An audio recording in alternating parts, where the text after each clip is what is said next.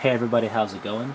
I want to do a little bit of a ramble about my thoughts on the Eratta FAQ that's been updated, and also talk about what I ordered from Forge Roll that came in. Personally, I'm really happy with the Eratta FAQ.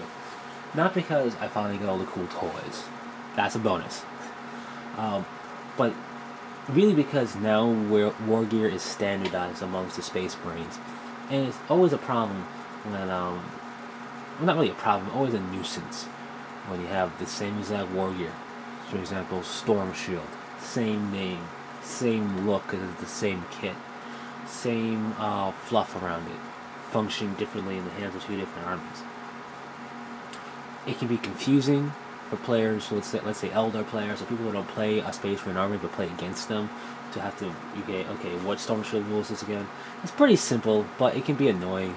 It can change. If you thought it works as a fork invulnerable close combat only, you may have shot at them with bright lances, let's say, or something like that, or a tower railgun or whatever, because they don't get that, and they don't have their 5 up for being a Terminator armor, so it's worth the shot. And then you only find it's a 3+ save all the time. You go, oh well, shame on you and shame on your opponent for not being clear on the war gear. But really, that's things you kind of don't need to constantly say, this does this, this does this, this does this. We have a general, if that was even, if you understand a word of what I said there, we don't have to really spell it out every time, because there are certain, once you start playing against armies, once you start playing against Space Marines, for example, you go, okay, Thunderhammer does this, Storm Shield does this, Bolter does this, and you expect that to be the same across armies. Just like you're playing, Eldar have one Codex, but you don't expect it to work differently because somebody has it painted up as Altiok, whatever it's called, or as compared to Ulthuii, do you? So,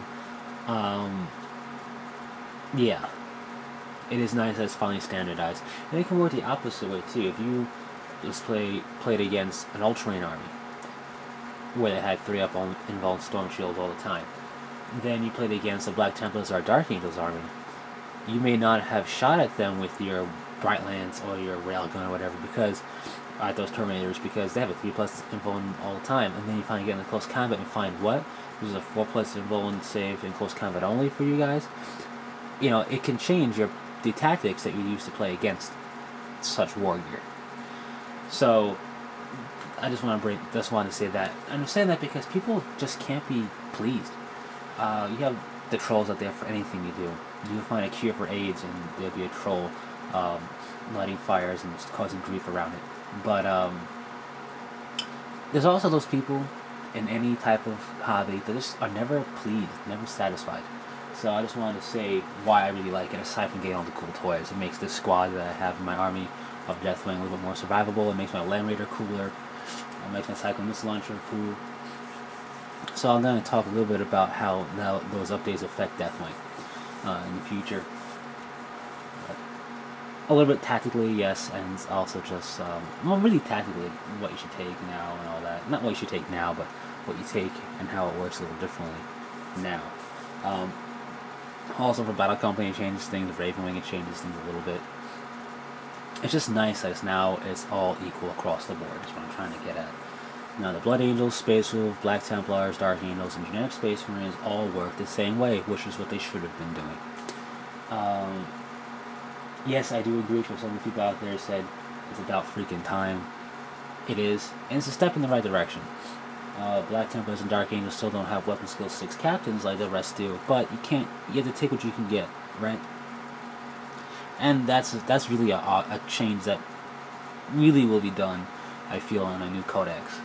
But this is definitely a nice big step, and I think you'll see a resurgence. Not like dramatically or anything like that. I think you will see some old Dark Angel players dusting off the Dark Angels, bringing them back to the board, and some Black Templar players coming back as well with Black Templars, although I feel Black Templar players never really left because it's still a pretty strong codex. Anyway, so that's pretty cool. So, what did I get from Forge Roll? Well, Badav War Part 2 came out January 4th, and I pre-ordered it a while ago.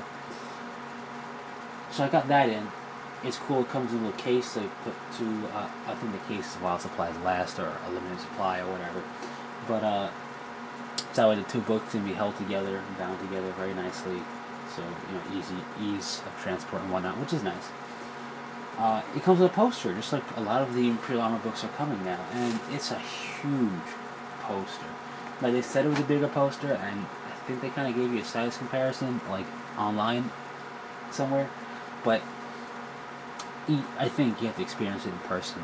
And once I figure out how to show you that on camera, I'll do that, because it's a big poster in comparison. And it's really cool, because it has all the Space Marine chapters that were part of the Badab War on one side, and then a cool little, like, navigator star chart thing on the other. So that's really cool. Thumbed through it. So now, the Space Sharks, are now called the Caradons or whatever. They're pretty cool. The Minotaurs, I got a little more respect for. More fluff for them. The Mantis Warriors are pretty cool too. They're all really cool. I was a big fan of the Exorcist, so they got a thing in there for them as well. Special characters are cool. The Star Phantoms now have an official color scheme, pretty much, of white. I honestly did not expect that, but it's cool and it looks nice, and they got a cool symbol. So I know there's one guy out there who's been painting up, who has a Star Phantom army painted up for the custom color that the Bell of Lost Souls did for the Badab War PDF years ago. They made up a chapter color scheme for the Star Phantoms because none existed, and that guy made an army out of it, so I do feel bad for him. But, there's another white chapter out there, and I do like that because not enough white chapters are out there. Oh, they are, but not enough people play them, and in all honesty, I don't blame them. White's a pain to paint, at least for me. I think a yellow is worse for me, but still, white's not exactly a walk in the park. Anyway, I got that. I didn't want to show you that. I also ordered, it's going to be hard to show you because it's mostly white. I ordered the Dark Angels transfer sheet from Forge Worlds. Because, just to give you perspective, this is what you get from Games Workshop when you get a Space Marine Infantry box. You know it, you see it, especially as a Space Marine player, you've probably seen a ton of these. It's not bad. You get enough to do 5 guys. And they usually give you 2 in a tactical squad box, so you can have everybody have all of them outfitted correctly. This, in comparison, just to show you size, is the Forge World one. Let's zoom out. It's massive. It's like an 8.5 by 11. I think it is 8.5 by 11. Massive sheet. Tons of tactical markings for tactical squads, assault squad, devastator squad, and veteran/command, which is very nice. They got a bunch of white, which you can't see, the Dark Angel symbol in different colors, different colors. Same color, different sizes. There we go. A bunch of Deathwing symbols, which is about time. Makes you want to do post-RC Deathwing. Well, because we finally have it in vast quantities. Small ones, big ones for the vehicle, big white one, which you can't really see that well. Bunch of Ravenwing symbols right here, with different sizes. Bunch of numbers in different sizes, really tiny over here to bigger. You kind of get a better look at the glare, surprisingly.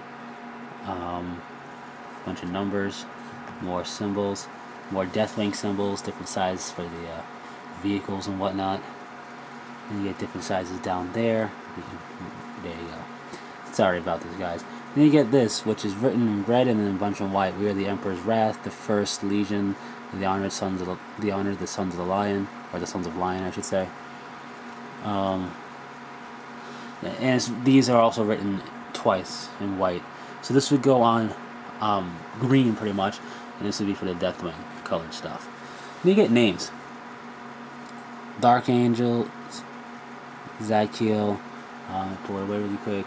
Zykiel in white, Lionel Johnson in red, Azrael in black and white, Dark Angels Belial, Lionel Johnson in black, Ramiel, Deathwing, Vidigus, a bunch of stuff like that. Asmodai, Naaman, Samael, Bethor, Belial. So, let's just look at that again because I don't want to make you guys strain. I hope I came out in the video okay. Whenever everything's white on the transfer sheet, it's really hard to see. But, I bought it because I saw it wasn't a bad price, and it looked like it had a lot on it. I just didn't know for a fact how big it was. It may have said on the site, but I don't read that stuff because I'm not a smart consumer. But yeah, I have to say, Bedazzled War Part 2, I didn't fully read it yet. I skimmed through it, and really good, on par with Bedazzled War Part 1, if not a little bit better actually in terms of quality of what's inside and all that. So that's pretty cool. Definitely you can see improvements from Imperial Armor Volume 5 to now, which is cool.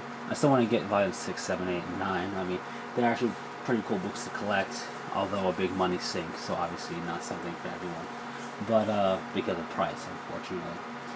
But yeah, I pre-ordered from Forge World, but I do believe, I don't know if it's up on Games Workshop's website, but if not, it will be soon. Because Games Workshop stores and the Games Workshop website is now carrying Imperial Armor books, which is nice. Anyway, this rambled on way longer than I intended. Hopefully it wasn't too boring. And that's pretty much it. Almost done with the Laminator, by the way, so you can expect an update on that soon. And until next time, take it easy.